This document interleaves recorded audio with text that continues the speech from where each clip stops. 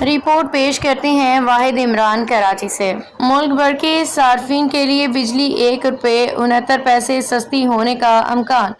صارفین کو ستمبر کے بلوں میں ریلیف ملے گا۔ منظوری کی صورت میں صارفین کو ₹23 ارب کا ریلیف ملے گا۔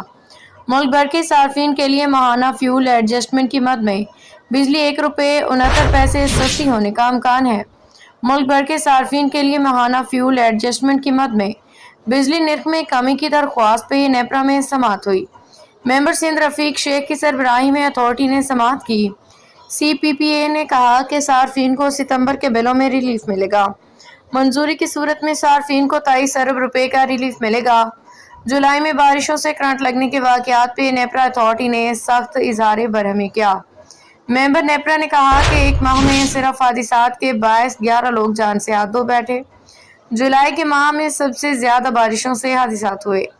نیپرا رفیق شیخ نے کہا کہ صرف آئسکو میں 6 لوگ اپنی جانوں سے گئے۔ کہاں ہے سی ای او؟ آئس کو جواب دیا جائے۔